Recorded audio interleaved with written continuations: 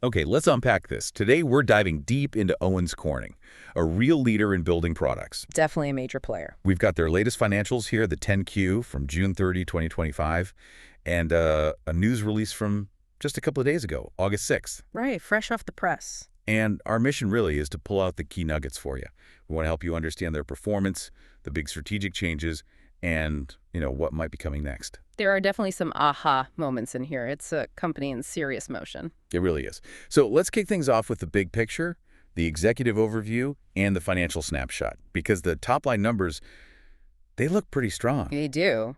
For Q2 2025, net sales from continuing operations hit $2.7 billion. And that's up 10% from last year, right? Exactly, a solid 10% increase. And net earnings, also a big jump, up 30% to $334 million. Wow. And adjusted EBITDA. That also increased, though a bit less dramatically, up 4% to $703 million. Okay, $703 million.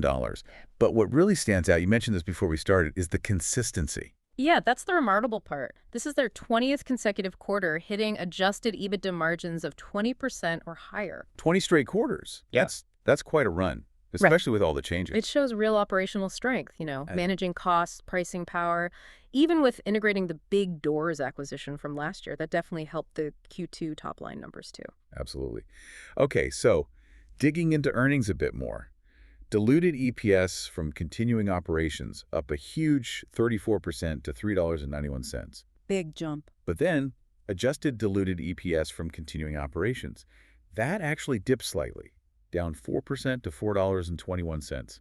What's behind that difference, the adjusted part? Right, that's a good catch. That slight dip in the adjusted number points to what they call adjusting items. Think one-off costs. Like acquisition costs. Exactly. Things like restructuring charges, fees from the Masonite deal. Management pulls those out to give you a clear view of the core ongoing business profitability, separate from those temporary strategic expenses. Makes sense. They want to show the underlying operational performance. Precisely. For the first 6 months, those adjusting items for EBITDA were about $25 million, way down from $148 million last year, which was heavy with acquisition stuff. Okay, so earnings look generally solid. Yeah. But how's the cash situation?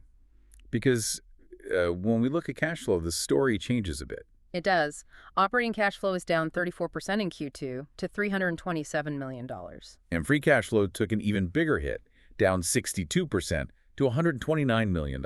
Yeah, a significant drop. And for the first 6 months, operating cash flow decreased by $239 million.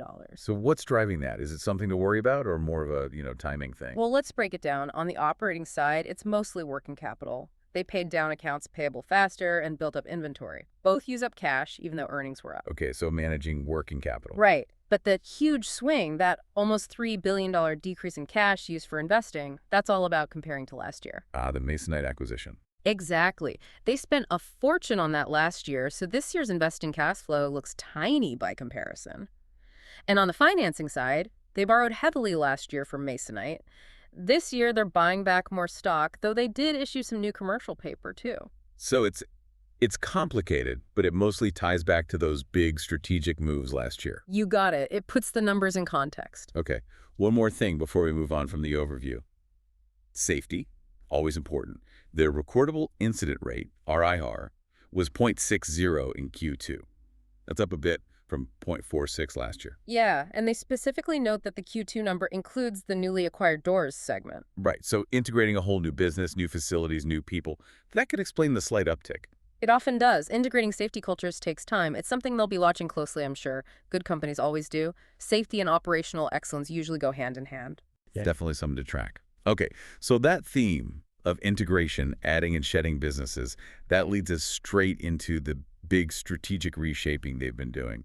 Major moves on both sides, divestitures and acquisitions. Absolutely. Let's start with what they're selling off. The big one is the glass reinforcements, or GR business. Right, they agreed to sell that back in February. Yeah, for about $436 million cash, though the estimated price net of cash and costs to sell was higher, around $515 million as of June 30th. This used to be part of their composites segment. And now it's discontinue operations. Exactly. Since January 1st, it's a clear signal they're streamlining, focusing more on core building roofing products. It did result in a pre-tax loss, though $19 million in Q2, but a hefty $381 million year-to-date, basically marking the assets down to the sale price. And they had to allocate some goodwill to it, too. Yep, about $98 million worth. Okay, and they also sold off some international assets, China and Korea building materials. Right. That sale just closed in July, actually, right after the quarter ended. 6 insulation plants in China, a roofing plant in Korea. About $130 million in annual revenue gone. And another small loss associated with that in Q2. Yeah, about $24 million more related to amendments and working capital adjustments on that deal. It really sharpens their geographic focus, concentrating more on North America and Europe. Okay, so trimming the portfolio. But then on the flip side, the massive addition, Masonite. The big one, completed May 15th last year, 2024. $3.2 billion. Huge deal.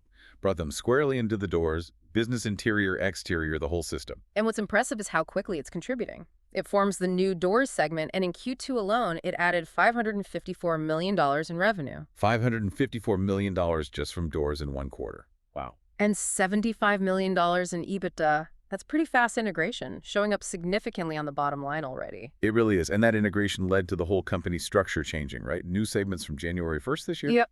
Everything's now under 3 umbrellas: roofing, insulation, and the new doors segment.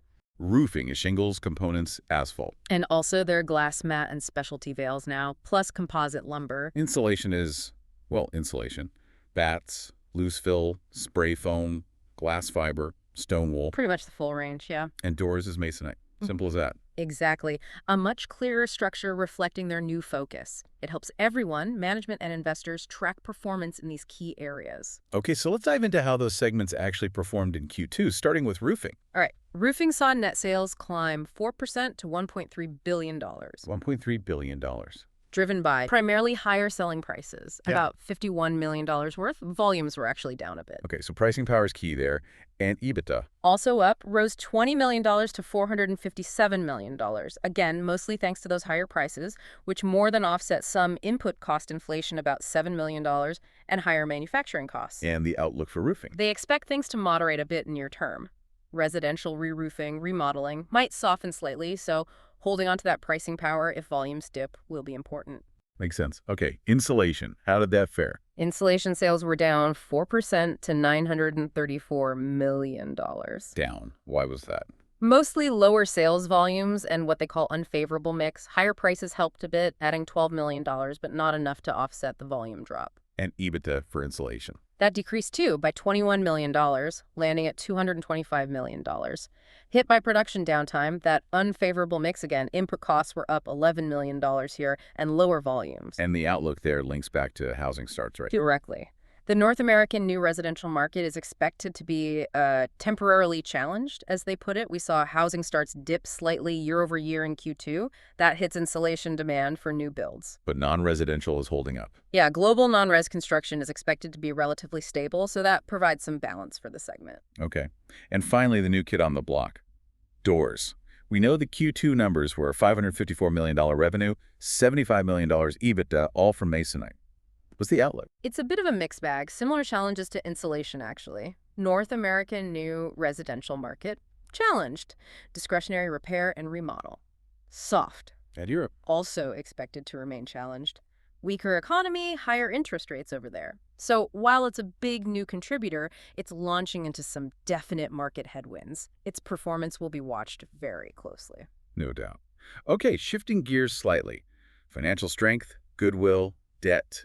Let's talk about goodwill impairment testing. This is interesting. Yeah, it is. So after they reorganized segments in Q1, they tested roofing and insulation goodwill. No problems found. But in Q2, they specifically did another interim test just for the doors segment. Why? Good question. The filing says it was triggered by 2 things.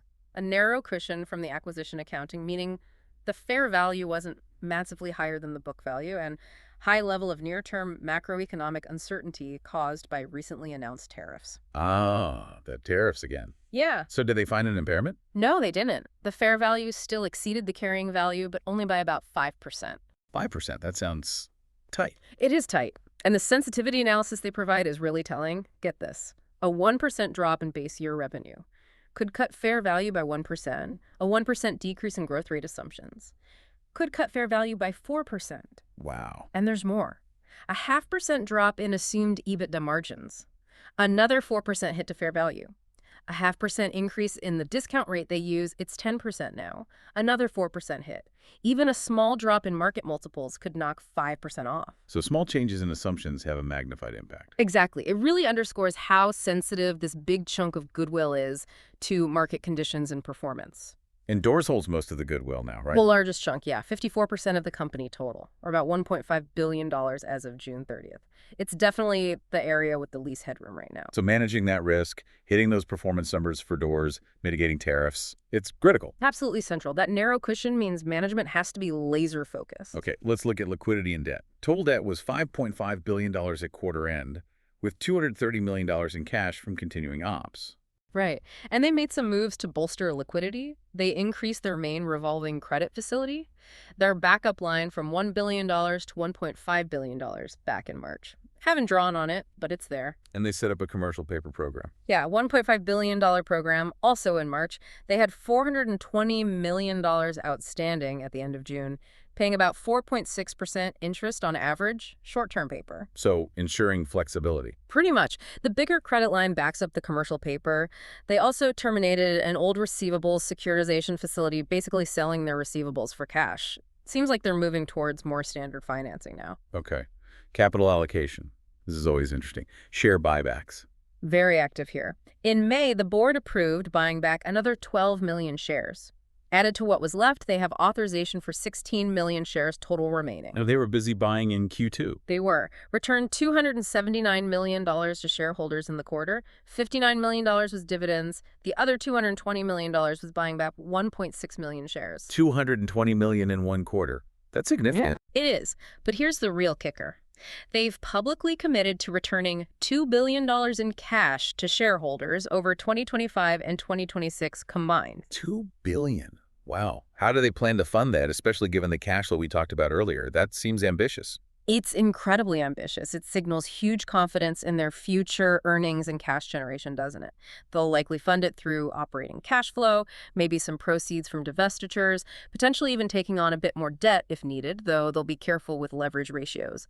But it's a very strong statement. Definitely implies confidence. Okay, quickly on compensation. Deferred comp plan amended. Executives and directors can defer pay, company makes contributions, but there are strings attached. Yeah, standard stuff, but important.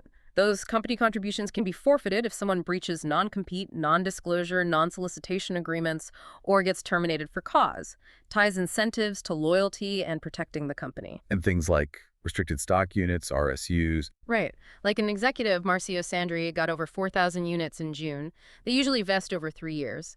But vesting can speed up if there's a death, disability, or a change in control like a buyout. And if you leave without cause or retire after the first vesting date, you often keep vesting.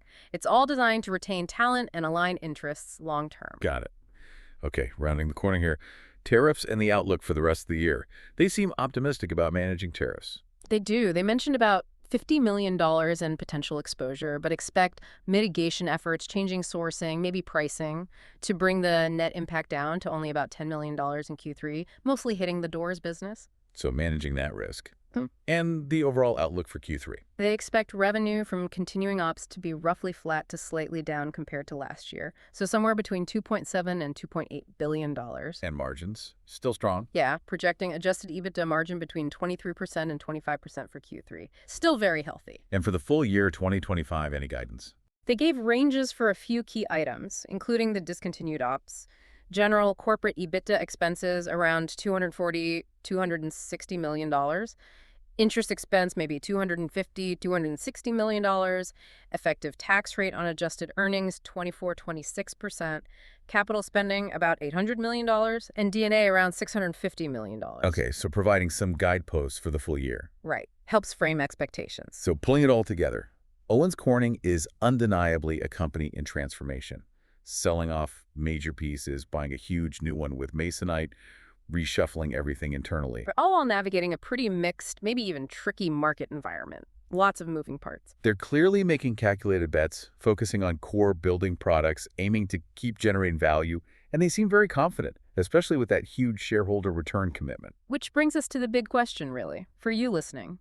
Given this major strategic shift, that aggressive $2 billion return promise, and the sensitivities we saw, especially in the big new door segment with tariffs and market wobbles, how do you think Owens Corning balances it all? Yeah, how do they juggle those ambitious financial goals with these very real market uncertainties and risks? It's a fascinating balancing act to watch, isn't it?